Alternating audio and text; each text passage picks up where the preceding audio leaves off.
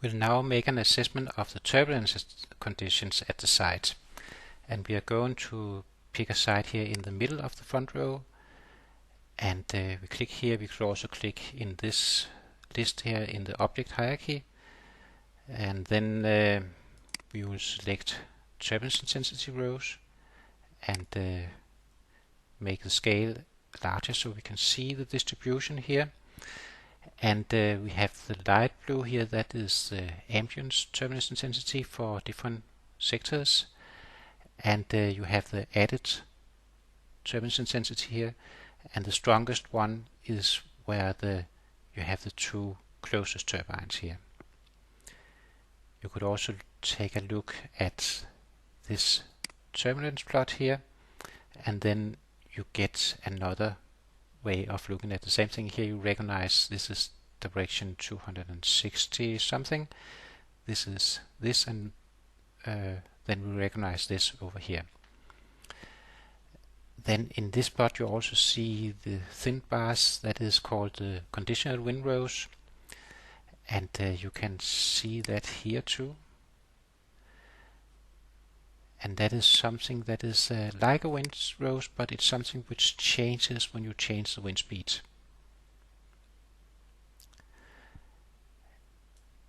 And then to see how this is used, then we could go to the help file, and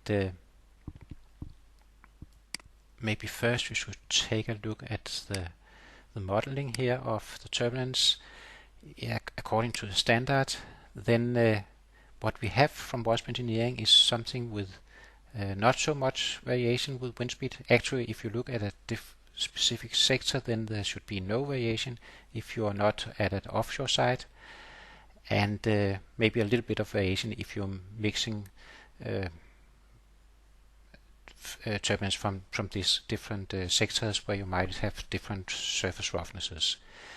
But it's very different from this variation here, which when we are working with edition 2 of the standard, and we are going to do that because the turbine was classified according to edition 2, then that should be compared to the mean plus standard deviation of the natural variation of different turbulence intensities at different atmospheric stabilities.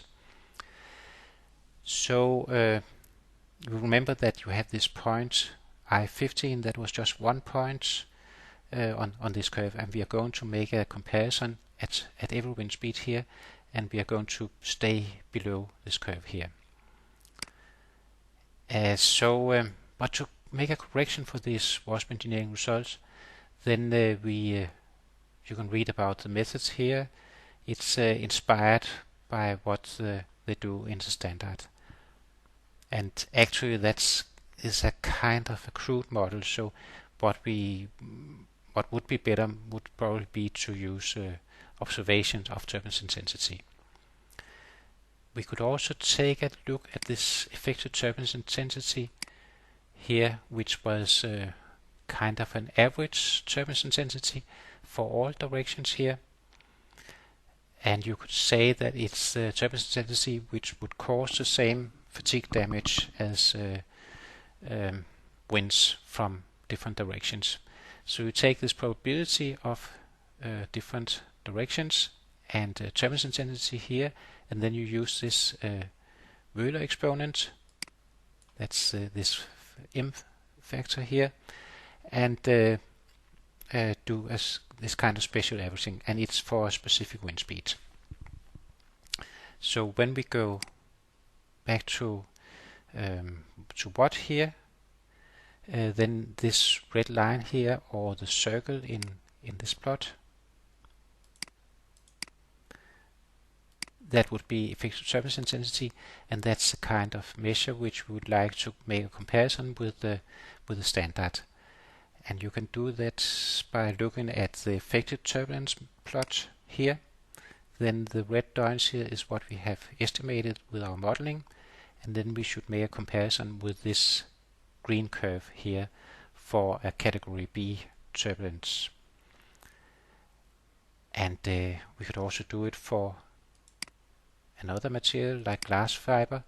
And I think when you are sort of make an assessment for the turbine, then you should take the weakest component, and that would be typically glass fiber.